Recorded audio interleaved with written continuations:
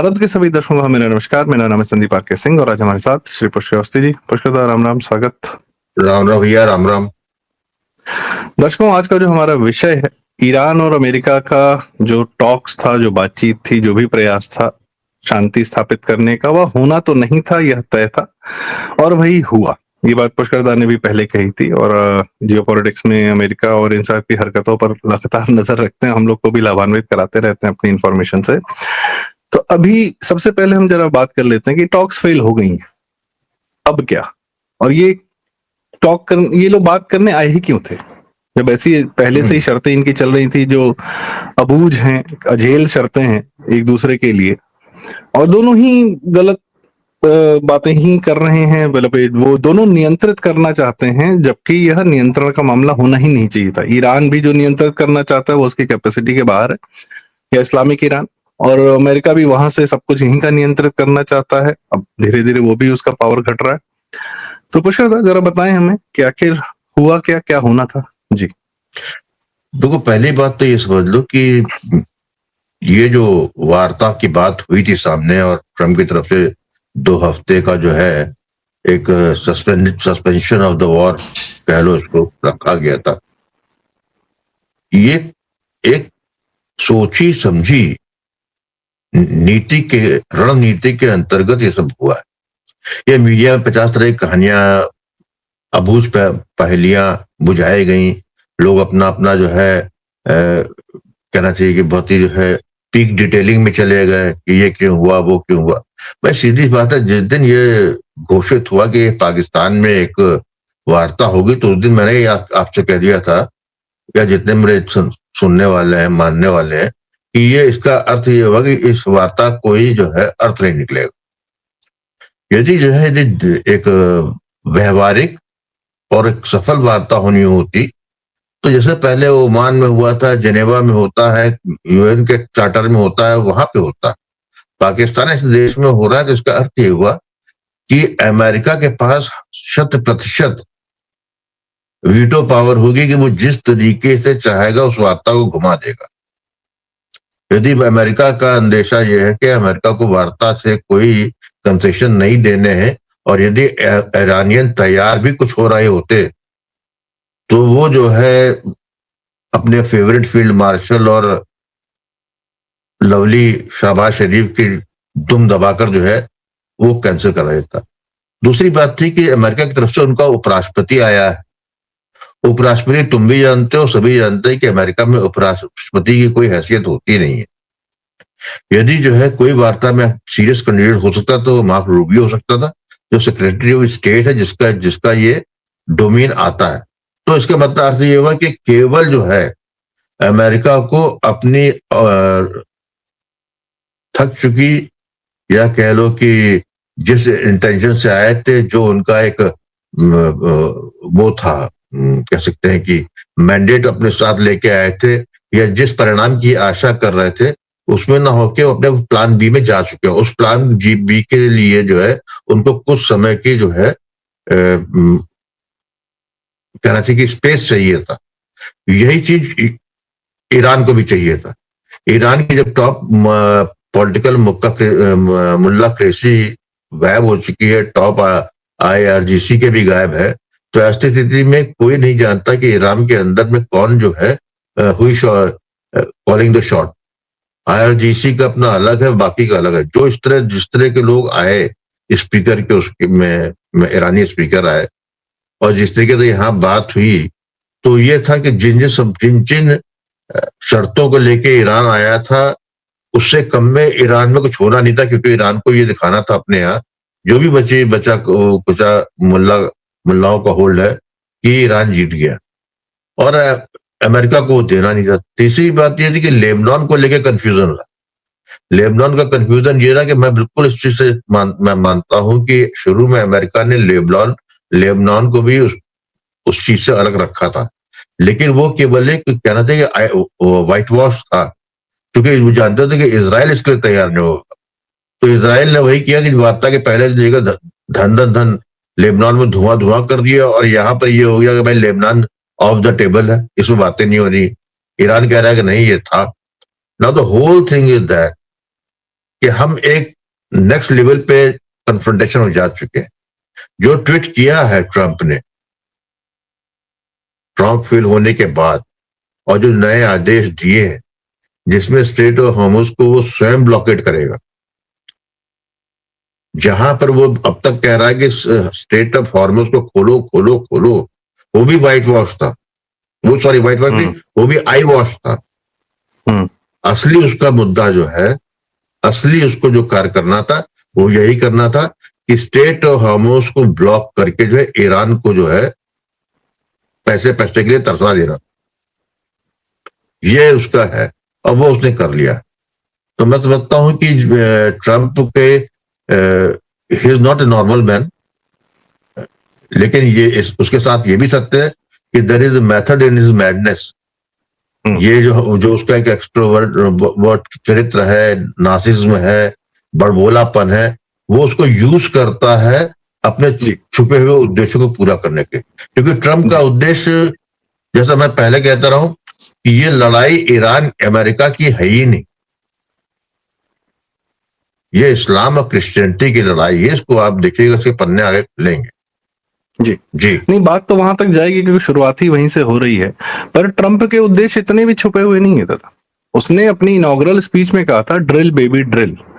तो वह ऑयल की तरफ, और उसके जो बैकर्स रहे हैं, भाई सबको पता है कि एक ऑयल लॉबी है। तो जैसा वो देख रहे थे कि ब्रिक्स के आने से, और भारत और सऊदी और यूएई, ब्रिक्स, हम लोग ही आपस में बात करते थे कि ब्रिक्स में 80% जो है वो जो कंट्रीज हैं वो ऑयल प्रोड्यूसिंग नेशंस हैं, और ब्रिक्स में वह देश भी हैं जो ऑयल कंज्यूमिंग नेशंस हैं।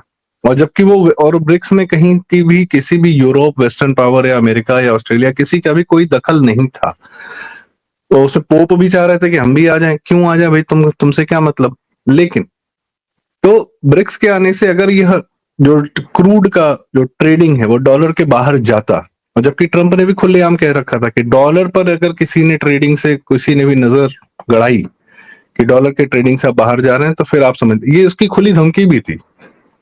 तो ईरान युद्ध के बहाने हम देख रहे हैं कि जो भाई सऊदी भी डिस्टर्ब हुआ, यूएई डिस्टर्ब हुआ, कतर, दोहा, सब डिस्टर्ब हुए। दुनिया की पूरी एनर्जी की ट्रेडिंग जो सही से चल रही थी और डॉलर के कुचक्र से बाहर जाने का प्रयास कर रही थी, वो बैक इन द गेम आ गई। एनर्जी वापस से डॉलर के ही ट्रांजैक्शंस में आ गई, जबकि वेनेजुएला का ऑयल बिक रहा है, जो भी हो रहा है। तो दुनिया अरब स्टेट्स को छोड़कर अब और भी जो भी देशों पर आप क्या कहते हैं, एनर्जी अपनी रिक्वायरमेंट पूरी करना चाहते हैं किसी और देश से, वहां आपको ट्रेडिंग डॉलर में ही करनी पड़ेगी। तो और अमेरिका की सबसे बड़ी शक्ति है, तो ये तो उसका अपना बहुत अच्छा एक प्लान दिख रहा है साफ साफ कि उसके मन का काम हो गया। मिडिल ईस्ट जो उसके कुचक्र से बाहर जा रहा था, सऊदी वगैरह, वो सब ध्वस्त हो गए। उसने कहा हमने तुम्हें बनाया तो हम ही तुम्हें ध्वस्त कर देंगे, चाहे ईरान के बहाने, चाहे इसराइल के बहाने, चाहे किसी बहाने। हाँ, लेकिन आपका कहना बिल्कुल सही कि इसकी शुरुआत होती है ईरान के उस दुराग्रह से कि मेरे पास न्यूक्लियर बम आएगा तो मैं इसराइल पर मार के खत्म कर दूंगा। और पता नहीं कौन लोग हैं जो इस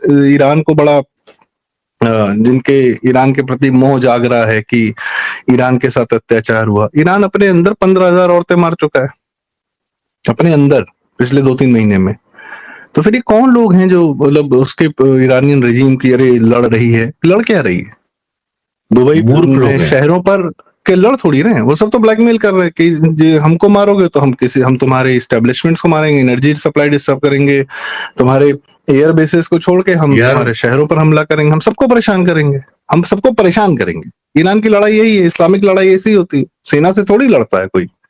इस्लाम कभी सेना से नहीं लड़ता है, वो अपने जितने मजबूर लोग होते हैं उन्हीं को मार के अपनी ताकत दिखाता रहता है। वही ईरान कर रहा है। तो लेकिन मुश्किल अब। इसमें जी एक खास बात यह है कि जी। जितना सिंपल एक्सप्लेनेशन दिखता है, वैसा सिंपल वास्तविक है नहीं। जीवन में होता नहीं है। जी ये युद्ध जो है परोक्ष रूप से उसका है, लेकिन उस लड़ाई को बनाने के लिए जो है जो मोहरे चले जाते हैं, ये उसकी लड़ाई। क्योंकि मिडिल ईस्ट को आप देखिए, सभी अरब देश हैं, सुन्नी है देश। ईरान जो है केवल एक शिया शिया। राष्ट्र है। अरबियों की कोई जो है सिविलाइजेशन आपको नहीं मिलती है। ईरान हम्म एक सिविलाइजेशन का बोझ लेता है।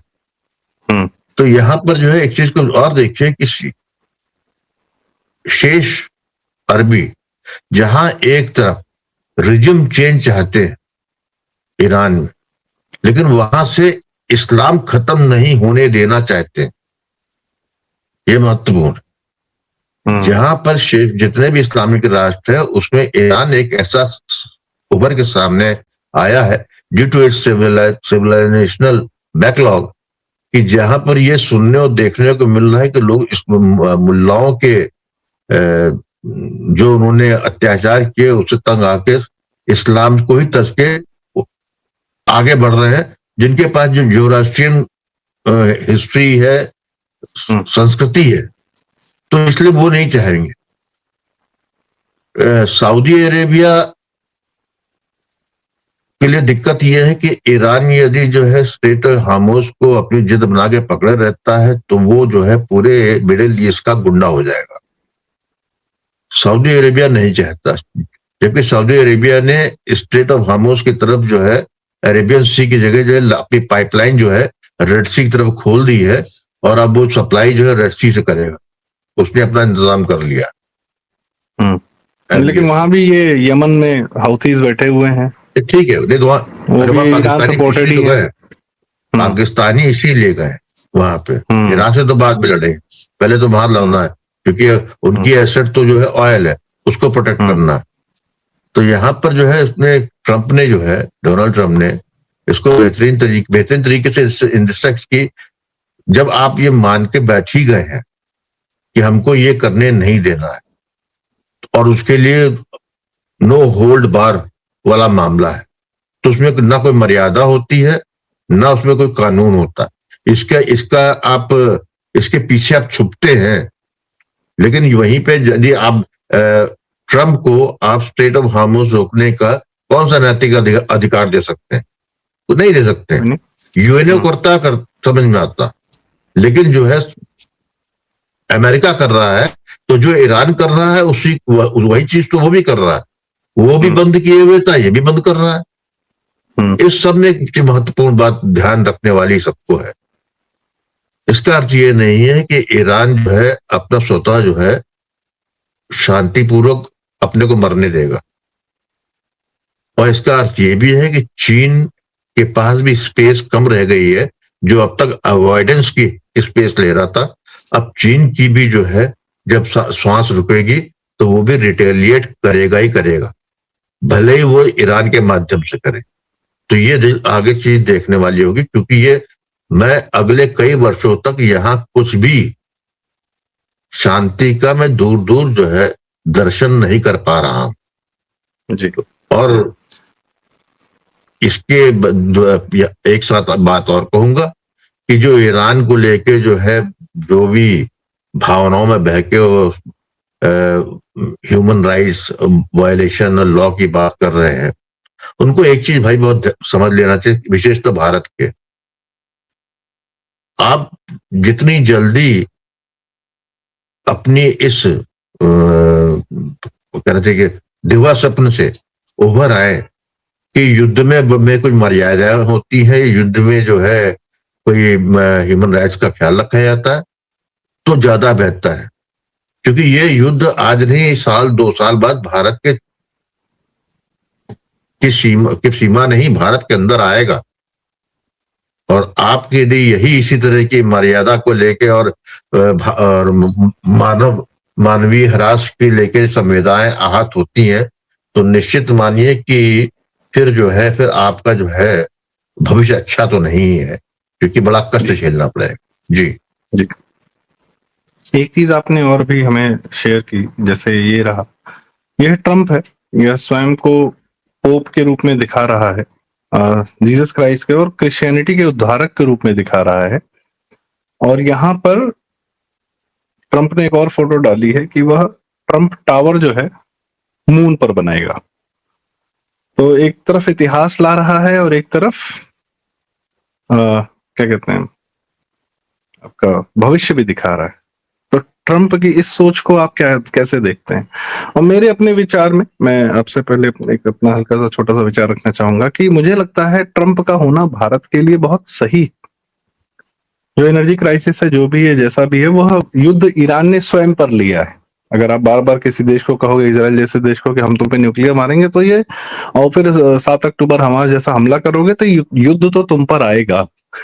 और हम ऊर्जा में कितने निर्भर हैं दुनिया पर, वह हमारी कमजोरी रही है, हमारी पिछली सरकारों की कमजोरी रही है। हमारी यह रही है कि भाई हमने अपने लिए अपने आप को एनर्जी डिपेंडेंट होने दिया दुनिया भर में। और जाहिर सी बात है, अमेरिका ने भी दुनिया को तेल पर निर्भर बनवाया ताकि वह ट्रेडिंग डॉलर में कर सके और अपनी ताकत बना सके। तो यह तो होना ही था। बाकी ट्रंप के होने से भारत, मुझे लगता है कि बहुत सारे कार्य हुए हैं, ऐसे ऐसे कार्य हुए हैं जो भारत अनथिंकेबल था, जो भारत के लिए अनथिंकेबल था, और ट्रंप के कार्यकाल के दौरान नहीं हो रहे हैं। आप ट्रंप को कैसे देखते हैं? अक्सर यहाँ के लोग उसको बहुत बोलते हैं कि वो ऑपरेशन सिंदूर का क्रेडिट ले रहा था, ये कर रहा था, वो कर रहा था। वो बड़बोला है, उसका सबसे अच्छा इलाज है कि शांत रहिए।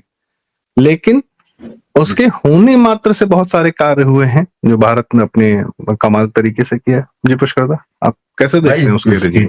सीधी सी बात है, डोनाल्ड ट्रंप अमेरिका का प्रेसिडेंट है और ये एक सत्य है, एक ऐसा सत्य है जिसको आपको डील करना ही करना है। और उसको जो चीज आप जो है, जिस डोनाल्ड ट्रंप ऐसे आदमी को भी डील नहीं कर पाते हैं, या उसको लेकर रोते हैं, या आपको लगता है कि वो आपके विकास की में बाधा बन रहा है, तो फिर जो है आप जो है विश्व गुरु क्या, आप जो है भारत के वो विश्व के शक्तिशाली राष्ट्रों में भी बने रहने लायक नहीं, बनने लायक नहीं। क्योंकि यदि आपको यदि आपने जो है अपना गोल के रूप में जो है अपने को विश्वगुरु 2047 में विकसित भारत की कल्पना की है, तो आपको जो है ये इस तरीके के तमाम रुकावटों का सामना करना पड़ेगा, और उसी जो इसको रुकावट को पार कर लेगा तो वो जो है उज्जवल भविष्य की तरफ जाएगा। तो मेरा तो सीधा मानना है। जहां तक ट्रंप की बात, उसको किसने देखता हूं, डोनाल्ड ट्रंप को यदि जो है साधारण भाषा में जो दिख रहा है उसमें कहा जाएगा नासिज्म है, थोड़ा हिला हुआ है, थोड़ा अनअपोलोजेटिक जो है, क्रूड है, सब कुछ मानता हूं। लेकिन अमेरिका तो ऐसा ही है ना, सारी चीज पूरा अमेरिका ऐसा है। नहीं, वो अमेरिका छोड़ दो, इससे पहले भी जो प्रेसिडेंट रहे हैं उनको छोड़ दो। ये इसके अंदर वो सारे तत्व हैं जो वर्ड सड़ा गला वर्ल्ड ऑर्डर हमको जो है पिछले कई शताब्दियों से कब्जे में लिए रहा है, उसका सर्वनाश जो है करने के लिए ऐसे तत्व की आवश्यकता होती है। एक आदमी जिसको कि जो है यदि ये कह लो कि समय निकालना है तो क्यों कन्फ्रंटेशन लेगा, कन्फ्रंटेशन नहीं कर रहा है वो क्योंकि उसकी कैपेसिटी नया बनाने की नहीं है। He is not that intellectually groom to create a new world order for the future, but for the new world order it is essential the old system has to be destroyed। यही पे मैं इसलिए आ रहा हूं यहाँ पे, यही पे ट्रंप को मैं दाद देता हूं कि ट्रंप ये जानता था अच्छी तरीके से कि पुराना वर्ल्ड ऑर्डर जब वो तब तक नहीं तोड़ा जा सकता है जब तक कि वेटिकन को ना तोड़ा जाए। बात समझ रहे हैं मेरी? बिल्कुल बिल्कुल बिल्कुल, वेटिकन से और वेटिकन को तोड़ने के काम उसने जो है करना चालू कर दिया। आज एक जो ट्वीट किया जिसमें उसने जो है पोप लियो 14 को उसने बहुत सुनाया, और मैं थोड़ा सा पढ़ना चाहूंगा, बड़ा अमेरिकन, और ट्रंप ने कहा है कि तुम लेफ्टिस्ट हो, तुमको बनाया गया है, तो तुम बने नहीं हो, और तुम इसलिए बने हो क्योंकि मैं अमेरिका का प्रेसिडेंट हूं। यदि मैं नहीं होता तो तुम नहीं बन पाते। मैं जरा उसका कहने का मतलब ये है, हाँ, उसने कहा कि वो इसलिए, इसका अर्थ ये है कि जो ग्लोबलिस्ट है, जो पुराना वर्ल्ड ऑर्डर है, जो डीप स्टेट है, जो लेफ्ट लिबरल का जो कबाल है, तुम वो हो, तुम उसके मोहरे हो। You are not a religious leader any more. इसी पे जो है उसने जो फोटो जो अपने सोशल ट्रुथ में डाली है, ट्रुथ सोशल में डाली है, जिसमें वो पोप बना हुआ है, ये उसी तरफ इंगित करता है। देखिए मुझे यहाँ पर एक बड़ी शानदार बात लिखी है इसने। जी, एक बात कहना चाहूंगा जी, मुझको जो है इतिहास, क्योंकि मैं थोड़ा रुचि है, मुझे 1534 के याद आ रहा है कि 1534 में इंग्लैंड में हेनरी एट्थ ने कैथोलिक चर्च से नाराज होकर तोड़ के चर्च ऑफ इंग्लैंड गठित कर दिया था। और आज भी चर्च ऑफ इंग्लैंड जो है उस चर्च ऑफ इंग्लैंड में प्रोटेस्टेंट भी है और कैथोलिक का भी समावेश है।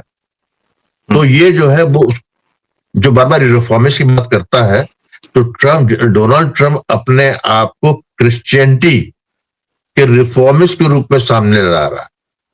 अपने को वो प्लीज कर रहा है अपने मागा क्राउड को, जिसके बारे में कई बार बात हो चुकी है, जो कि रेडिकल इस्लाम क्रिश्चियन वाले हैं। तो जब उसका सहयोग उसके पास है, इसलिए देखिएगा नवंबर में मिड इलेक्शन से पहले जैसे वो हार जाएगा, संभावना बताई जा रही है, उससे पहले जो तहस नहस करना होगा उसको फर्क नहीं पड़ता। उसे मालूम है कि उसके 4 साल कोई नहीं ले जा सकता। और आज भी युद्ध जो है ट्रंप बिना कांग्रेस की परमिशन के कर रहा है। आज भी उसने कांग्रेस से जो है कोई परमिशन नहीं ली, जबकि लेना चाहिए उसको, क्योंकि उसने युद्ध डिक्लेयर नहीं किया। आपको प्रेसिडेंट को हर कार्य के लिए कांग्रेस के पास जाना चाहता है, उसका बजट लेने के लिए कांग्रेस के पास जाना पड़ता है। तो उसी ने वही तो कह रहा हूं, उसने जो है ईरान पे वॉर डिक्लेयर ही नहीं की। जब उसने जो है युद्ध डिक्लेयर नहीं किया तो उसको परमिशन नहीं चाहिए। That is the game. और वो जो है कर रहा है, और उसको लिए पैसा, उसने कई $1 ट्रिलियन का जो है कांग्रेस को बजट भेजा, कांग्रेस पास करना नहीं है। तो इसीलिए वो जितने MBS सऊदी अरेबिया जितने शेख हैं उनसे धन उगाही कर रहा है, उनसे प्रॉमिसेस ले रहा है। शायद मेरे ख्याल से MBS ने, जो सऊदी अरेबिया के MBS ने शायद $1 ट्रिलियन देने की बात की है। He will finance that war from that, he is doing that. तो ये बेसिकली जो है 16वीं शताब्दी में चर्च ऑफ इंग्लैंड के बाद जो है 21वीं शताब्दी में अमेरिका में नया पोप पैदा हुआ है। सही, बहुत जरूरी है। देखिए एक चीज और ये कहता, उसके होने से भारत में क्या असर पड़ा कि उसने सबसे पहले यूएसएड बंद किया, जो एक बड़ा पैसा था भारत में क्रिश्चियन कन्वर्जन के लिए। उधर से यूएसएड बंद होता है, इधर आपने नक्सलाइट्स निपटा दिए, और दोनों में संबंध था।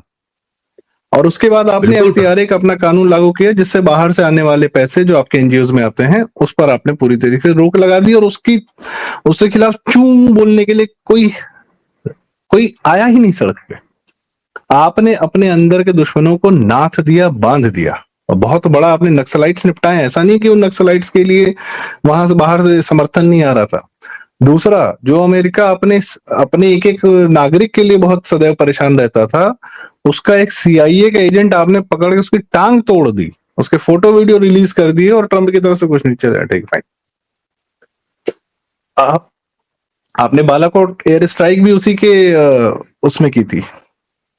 पहले लोग 26/11 के बाद कहा जाता ना कि अमेरिका ने, ओबामा ने लिखा था अपनी किताब में कि मना कर दिया था हमने। आपने परमिशन नहीं ली, और न किसी ने आपसे आके कहा कि आपको लेनी है। आप किसी के होने के दौरान आप मजबूती से अपने कदम बढ़ाते जा रहे हैं, और आपका रास्ता खुला हुआ है। ये भी एक बड़ी बात है जी। कोलेटरल डैमेज जो है जी, कोलेटरल डैमेज की परिभाषा ट्रंप को बहुत अच्छी तरह आती है। हाँ, अब ये देखिए कह रहा है कि कुछ भी डैमेज हो जाए, डजंट केयर, ही डजंट। नहीं, it's a creative destruction that is doing. Middle east का टोटल डिस्ट्रक्शन चाहिए जी, टोटल। अब ये देखिए कितनी बढ़िया बात कह रहा है कि I don't want a pope who thinks it's okay for Iran to have a nuclear weapon. I don't want a pope who thinks it's terrible that America attacked Venezuela, a country that was sending massive जो भी drugs जो भी। कह रहा है कि तुम Iran का साथ दोगे तो मैं पोप को भी 4 गाली दूंगा। Good for us. क्रिश्चियन तंत्र का सबसे बड़ा जो यार सबसे जो महत्वपूर्ण बात मुझे लगती है कि इसने ये सब बातें कह के वेटिकन के पोप का ऑरा जो है समाप्त कर दिया। बोल रहा है मुझे तुम्हारा भाई पसंद है, वो मागा है, इसलिए मुझे तुम्हारा भाई पसंद है। उसका भाई जो है मागा है। हाँ, तो बेसिकली ये जो है संदीप, बेसिकली जो है 10वीं और 11वीं शताब्दी में नाइट्स जो थे, नाइट्स और टेम्पलर्स जो है, अपना आते थे यहाँ पे। ये उसी की पुनरावृत्ति है। इट इज अद्भुत। Night Donald Trump is the new pope. इसमें कुछ इज अ न्यू पोप, जी। और उसने जो है अपने एक ही in one hat he has put on many eggs in it. तो उसमें से नया इसका अवतरण जो है पोप ट्रम्प का है, और मेरी शुभकामनाएं। बहुत सही है। ये क्रिश्चियनिटी टूटे, इस्लामिक ईरान टूटे, सऊदी और यूएई लोग का दंभ भी टूटे, और भारत आत्मनिर्भर होता जाए, हर क्षेत्र में बढ़ता जाए, ऑपरेशन सिंदूर भी करे, ऊर्जा के क्षेत्र में भी आत्मनिर्भर होता जाए, रशिया से तेल खरीदे, चाहे जहां से मर्जी तेल खरीदे, अपना तेल खुद पैदा करे, भारत बढ़ता रहे। और क्या चाहिए? दुनिया टूटे, भारत बढ़ता रहे। क्योंकि बहुत सालों तक, दर्शकों, हजारों साल तक यह हुआ कि दुनिया बढ़ती रही और भारत को तोड़ कर रखा गया, भारत को कमजोर करके रखा गया, बाई डिजाइन करके रखा गया, और 2014 तक तो जरूर रखा गया। भारत को बहुत सारे पेन, बहुत सारे कष्ट, भारत में जो बम फटता था, ये सब इन सब का ही, क्रिश्चियनिट्स का, इस्लामिट्स का, इन्हीं सब का किया धरा था। तो बहुत अच्छा है कि आपस में लड़ें और हम बढ़ें। तो इसी के साथ आज की चर्चा का समापन। यदि आपको लगता है कि बातें ठीक की गई हैं, जरूरी की गई हैं, काम की गई हैं, तो कृपया यह वीडियो लाइक करें, शेयर करें। आपके माध्यम से यह बात आगे तक जाए और भी अच्छा। ट्रंप के बारे में कुछ अलग विचार रखने का प्रयास किया गया है, उस पर आपकी क्या राय है, कमेंट्स में आप हमें जरूर बताएं। और कृपया यह वीडियो लाइक करें, शेयर करें, और चैनल जरूर सब्सक्राइब करें। प्रारब्ध जियो पॉलिटिक्स पर हम पुष्कर दा के साथ आते रहेंगे। जियो पॉलिटिक्स पर बहुत लोग बोलते हैं, पर कुछ एक बड़े शानदार अलग विचार, कई लोग अपने एजेंडा या पूर्वाग्रह से बोलते हैं, पर पुष्कर दा के माध्यम से हमें तथ्य, सत्य और भारत के परिप्रेक्ष्य में क्या होना चाहिए वह पता चलता है। बहुत बहुत धन्यवाद पुष्कर दा, आपने हमें समय दिया, अपनी जानकारियां, अपने इंसाइट्स साझा किए। बहुत धन्यवाद। राम राम, जय श्री राम, दिन शुभ हो सबका ही। राम राम।